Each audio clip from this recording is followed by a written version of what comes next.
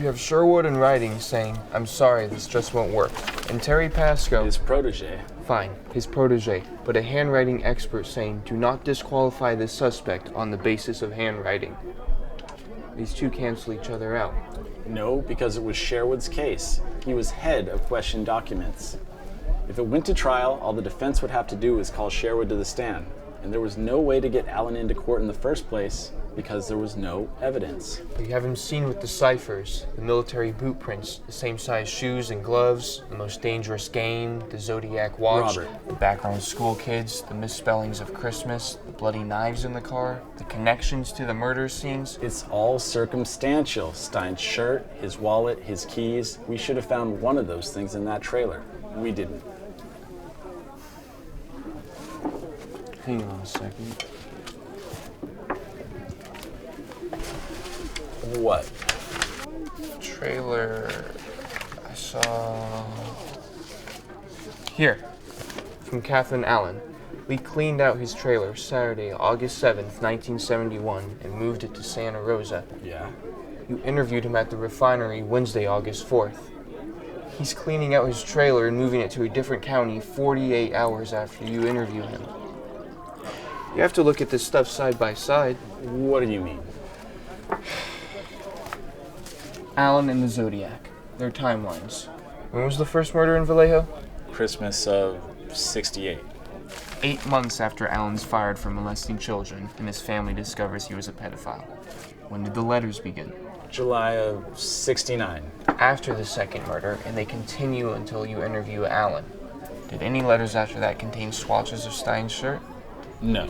Because he dumped it. He got scared. Because you went to see him at his work. When's the next time Zodiac wrote? Not until January of 1974. Which means he's silent for 3 years after you talk to him. But by 74, he feels safe again. Everyone's moved off of Allen as a suspect. So he writes 3 new letters.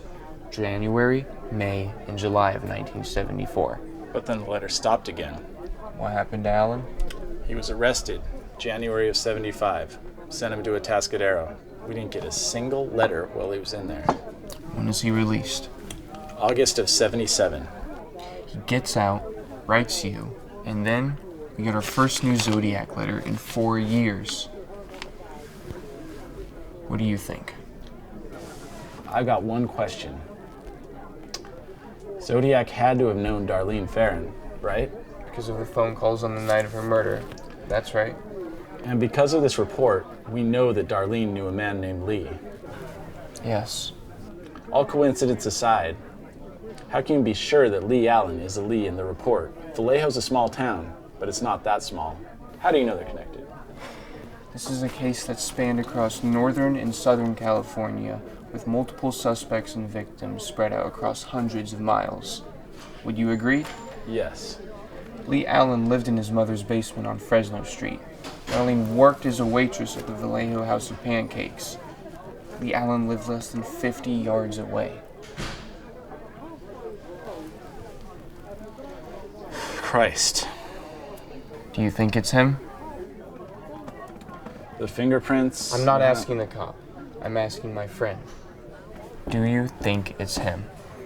Yes, but we can never prove it.